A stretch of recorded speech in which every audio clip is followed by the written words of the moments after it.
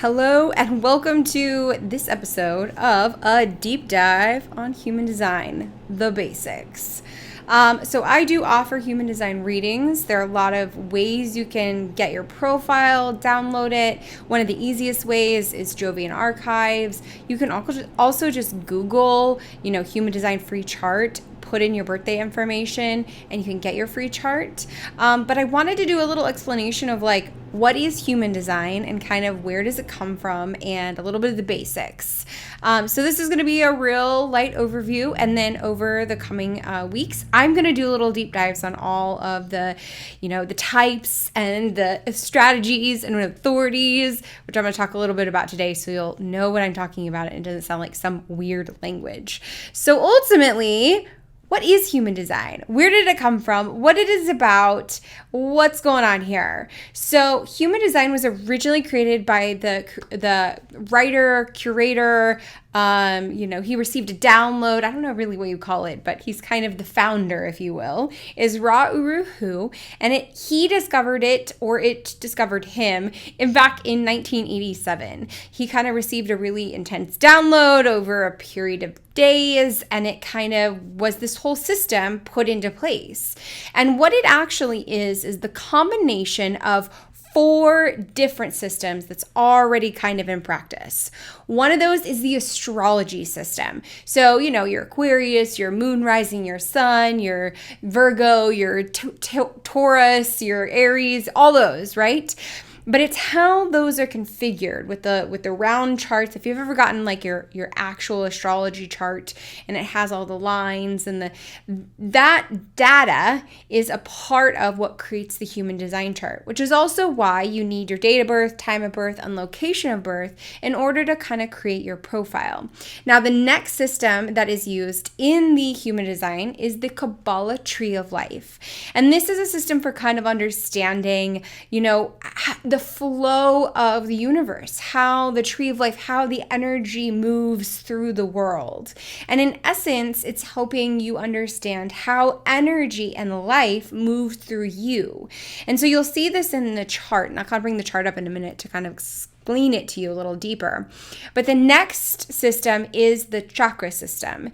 Now, in traditional chakra systems, there are 7 chakras.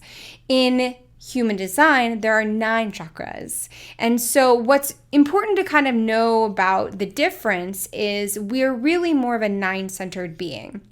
Now, what I find fascinating is I have studied and worked in Reiki and the chakras and healing and energy work and all the things. In fact, it's a part of my practice now. I do energy healings and work with meridians and all kinds of stuff.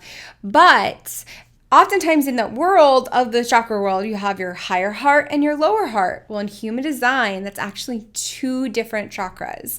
I also, when I was growing up, I had a hard time because there was the root, there was a sacral center, there was a splenic center, there was a solar plexus center. I was like, wait a minute, that's 4 centers down in the belly, but you're telling me there's 3. And sometimes people would use different words and it would get confusing to me. Well, it all actually made sense when I found human design because there are actual 4 centers down in the belly region. So learning that, I was like, it's all becoming clear. Now, the next system that the human design kind of is a part of the human design is the I Ching. It is a 5,000-year-old divination system. It is a powerful system for understanding, just in a poetic way and in a prose way and kind of in this very contemplative way, how the universe works. So the way that this works is the I Ching is all of your gates. The chakras are all of your centers. You have open centers and closed centers. The channels is the Kabbalah Tree of Life, and the astrology is kind of how it all comes together. So when I pull up the actual chart, what you'll see here is you'll see all the diamonds and the crystals. That's the chakras. You'll see the lines connecting things. That's the Kabbalah Tree of Life. You'll see, actually, if you really look at a chart, you'll see lots of numbers, but you'll see around this mandala, there is both the astrology symbols and the I Ching. You can see that all the way around. And so that's how these 4 systems combine to create your human design chart. Now, the best way I like to describe the human design chart is if you were to be given an owner's manual for how your body, your energy, your mental aptitude, your everything is meant to function best, well, human design would be just that. And so I always like to kind of compare it to vehicles because naturally we are vehicles. We are souls that are, driving around in this body. And so when we come from that place, understanding that we're all vehicles, well, there are many different types of vehicles. In the world of vehicles that we know of, there's sailboats, there's race cars, there's locomotives, there's you name it, go-karts. I mean, there's all kinds of vehicles. And so what is required of one vehicle may not be the same for the other. The way I always like to say this is if you are a Maserati trying to act like a sailboat, it's just not gonna work. It doesn't mean that you're not good enough. It doesn't mean that you're not capable enough. It just means you're operating on the wrong mindset, everything. Like you're operating in the wrong rules, in the wrong rule book.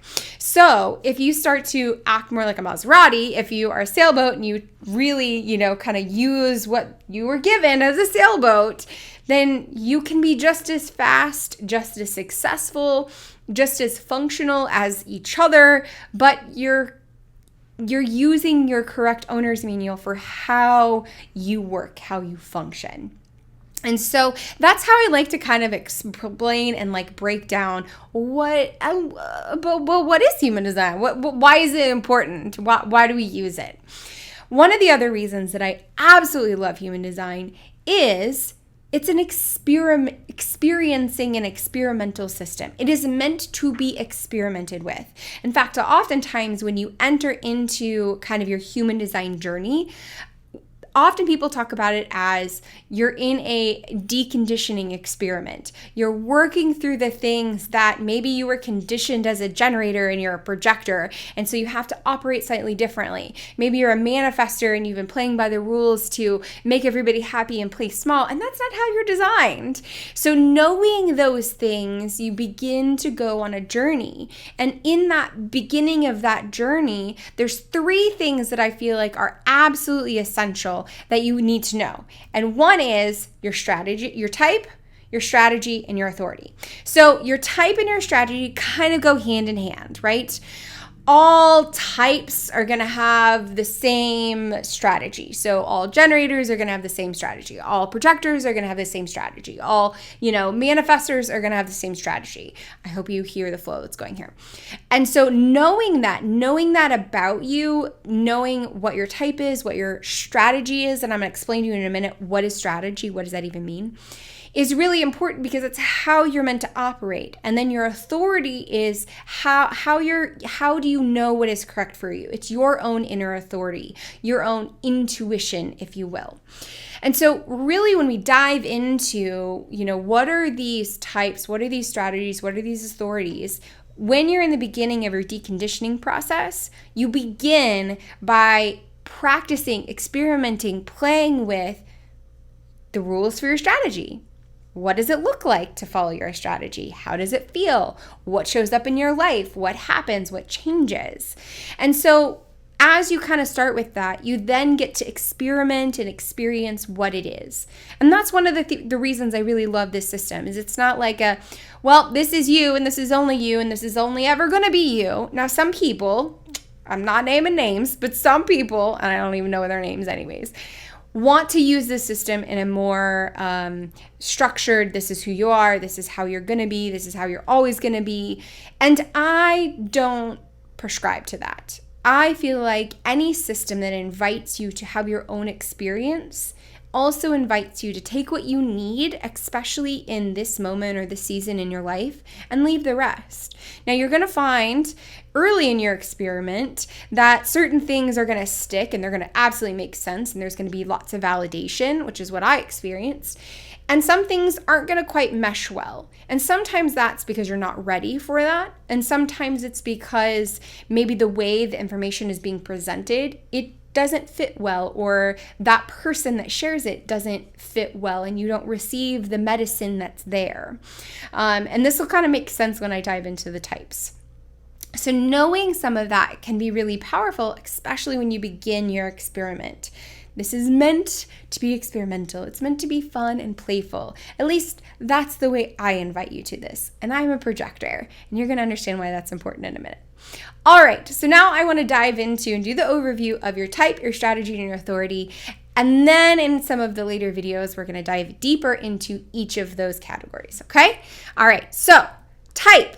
There are 5 types in the human design system. Number 1, generators. 70% of the world population are generators. And sometimes you'll also see in different places where generators and manifesting generators are kind of put in the same bucket. Well, it's because they're both generators. Manifesting generators are a type of generator, but they have such differentiation that oftentimes you'll see them as their own type. So 70% of the world are made up of either generators or manifesting generators. They are here to be the doers of the world, to make things happen. I love to kind of refer to them as the master creators, because they literally take life force energy and turn it into creation. So, they're like your creators, right? You're the ultimate creators that do all the things and love doing all the things. And this is where a lot of our world has been built around this idea of doing and hustling and going after, because that is correct for a generator. That is the correct design for a generator, is to do, is to accomplish, is to go after things. They're literally designed, tapped into life force energy, and are here to alchemize that life force energy into physical manifestation, into creation. And that's where it's so powerful being a generator, is when you're taking life force energy and you're turning it into dreams and reality for the world to experience. So incredibly important. Manifesting generators have a little bit of that manifestor energy, which I'll talk about when we get down to them. And that's that energy of initiating, of going after, of making it happen. So they kind of have this double whammy of being able to initiate and make something happen while also doing the follow through of the doing and the creating. And oftentimes, though, I do always invite my manifesting generators, it is important for you to learn to hand things off when you feel tired, because the energy sometimes of a manifesting generator is a little bit of the cha-cha, right? They're like in it and out of it, and in it and out of it, and in it and out of it. And so don't beat yourself up over that. It's totally okay. That's an invitation I always have for my manifesting generators.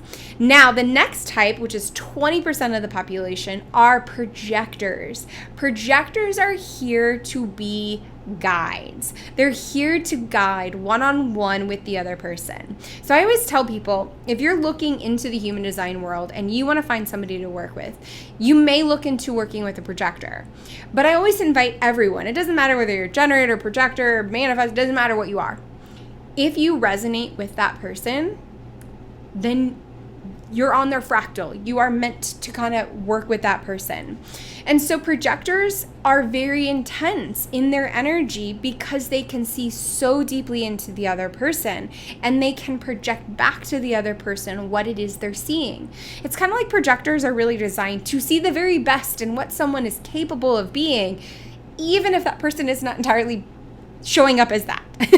Because the projector is there to help guide that generator, that manifesting generator, that manifestor, that reflector back into a cohesiveness. They especially work well with the generators and with the manifesting generators, because it's kind of like projectors have the ability to see the forest from the trees and be able to direct the energy in what would be most effective. Now, this isn't always true for projectors with themselves. Projectors see well of the other. They don't always see well of themselves. So they need people around them to also help them kind of reflect back to themselves. And that'll get into the inner authority part, which we'll talk about at a later date. All right. The next type are our manifestors. I love our manifestors. They are 9% of the population, and their energy type can be fairly intense because they are literally here to be change bringers, change makers. kind of, basically they're here to rock the boat because they're here to lead. They're here to kind of be in a kind of a director role, if you will. In a way, I like to tell people they're kind of like the kings and the queens. And they have that energy to them, that energy of, I'm telling you what we're going to be doing. I'm telling you what you should be doing. And there's a little bit of a shift happening because up until recently, time-wise, manifestors have been the leaders. They've been the change makers. They've been the, pinnacle, the point of the sword that's changing things, the arrow that's moving things forward. And what's shifting is we're moving into more of projectors coming into their fullest, being guides, helping to guide the energy in a holistic fashion, in a way that's actually in synergy with everyone, rather than just the manifestors can sometimes just get out there and go for it and take over, which is really powerful. We need that. We need that informing and those change makers that are able to see that some things need to be, shooken up a little bit, if you will. So that's the empower of your manifestors. Their aura can be a little repellent, right? Generators' aura is going to be enveloping. It's going to feel like a hug. Projectors are going to be real. They're going to feel like a sword. They're very potent. They're very pinpointed into the other person. Manifestors' energy can be a little repellent because you either love them or you hate them because they have that like real intense energy. Now, if you are a manifestor and this doesn't sound like you can lean in and understand that sometimes we can be conditioned out of our natural way of being, especially if it was too much, if it was too loud, if it was too big, if it was too, in your face, if it was too much for people and they already felt this kind of aura of repellence, it can cause you to dim your light, to close down, to make yourself smaller so that you're safer for other people. And that's not a manifestor's job. I'm not a manifestor job. All right, and the last type is our reflectors. They are 2% of the population, or 1%, depending on where you find your information. They're a very small percentage. I always love to refer to them as the unicorns of the human design world. I love my reflectors. They're really designed to help reflect back to the collective what is going on. And their aura is a little bit like a duck. Things just flow over them. And they're designed that way because they're meant to sample. They're meant to sample the world, the organization, what's happening around them, the family unit, the work unit, the whatever, to reflect back to the collective, whether that's a work collective or whether that's a family collective or whether that's whatever, a large, a larger world collective, what's working, what's not working. And so reflectors are really powerful in what they have to give, but they also sometimes can have the deepest amount of deconditioning because they may be trying to act like all the other types, and that's not how they're designed. So there's really importance to know, if you're a reflector, to really do some deep work on how to really make sure I'm aligned with that energy. But a lot of times I will meet reflectors who they naturally just live their flow, because when they lean into trusting themselves, when they lean into trusting their body, when they go with the flow, when they learn how to come into symbiotic relationship with the universe, there's a lot more balance that they will have in their life. All right, so those are your types. Now I'm just gonna kind of glaze over the strategies, which are always connected to the types and why they're so important. So the strategies that we have for a generator is always gonna be to respond. Generators' strategy to respond. They have lots of stimulus to respond to. What do you want to eat for breakfast? What do you want to wear today? What route do you want to take to work? Those are all things that they can respond to. But it's also going to be waiting for bigger opportunities to respond to. So there's a little bit of like a caveat here, because I always like to put in parentheses, wait to respond. You're waiting to respond. And for a manifesting generator, you're actually waiting to respond and then informing. You're kind of combining the manifestor and the generator kind of strategy together. And the way that looks is oftentimes, maybe you have this energy, you want to do something, you want to create something, but that offer for collaboration hasn't shown up yet, or that job opportunity hasn't shown itself, or, you're supervisor or boss hasn't offered you the next project. You are then kind of in this wait. You have this energy, you're ready to create something, you're ready to do something. You're waiting for that opportunity to respond with a yes or a no. And I'm going to talk about that when it comes to authority. Now, when we're looking at this to respond, it can come from a Facebook ad, it can come from a friend, it can come from a stranger at a party, it can come formal and look like, an actual somebody reaching out to you to have you interview for their job. I mean, it can come in many forms. And so when you're working with this strategy of waiting to kind of respond, allow yourself to know that sometimes you're in the wait, even when you're energized, and you're just allowing things to kind of move and come to you. And that's really important. All right. The strategy for the manifesting generator is to wait to respond and then inform. So I'm going to explain informing in a minute when I get to the manifestors. That way you kind of get that double whammy. So pay attention to that, okay? Now I'm going to go on to the projectors. The projector strategy is to wait for the invitation. Now the reason that this is really important is you have powerful wisdom and guidance to give to the other. If they're not ready, they will reject it. If they don't want to hear it, you will have wasted your energy. And sometimes you will have more energy because they'll have pushback. What is required for a projector to really give their energy is recognition. And so that's why waiting for the invitation is so important. Now, there's a lot of deep dive we'll be doing on what does waiting for the invitation really mean as a projector? What does that look like? Especially if you're a projector, come listen to that.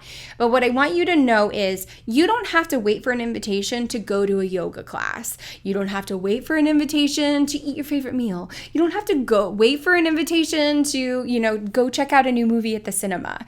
Like there's certain things you don't have to wait for an invitation for. But play with what does it look like to, if you're at a party, just sit back and wait for people to come to you to have a conversation. When it comes to your actual invitations, the big ticket items of your life is what it's most important to wait for. So that relationship, who you're going to get married to or be in a partnership with, what's your job going to look like? Where are you going to live? You want invitations. You want more formal invitations when it comes to those. And we'll talk a little bit about more what does that look like in action, okay? Now, the next strategy for the manifestor is to inform. And I always like to tell people, for a manifestor, your job in informing is not asking for permission. I want you to imagine you're a king or a queen and you're leading your people across the, Sahara Desert. And you all of a sudden know you need to go right. If you just start going right and you don't let everybody know behind you that, okay, we're going right now, then they may get lost, they may get confused, they may turn around, what's going on? You're leading the people. But you're also not going to turn around and be like, so, hey, everybody, I got like this knowing deep in myself that like we need to go right. Like, is everybody okay with that? Because that's not how you're designed, number one. And that's not how your energy is. And it's a waste of your energy. And a lot of this is about really paying attention to your energy. How are you using your energy? How are you moving your energy? So your job is to be like, hey, everybody, we're going right. Okay. And then you go right. That's informing. You're informing the people that your decision is going to directly impact. This is not something that like you have to inform everybody on social media every single time you make a decision about anything. No.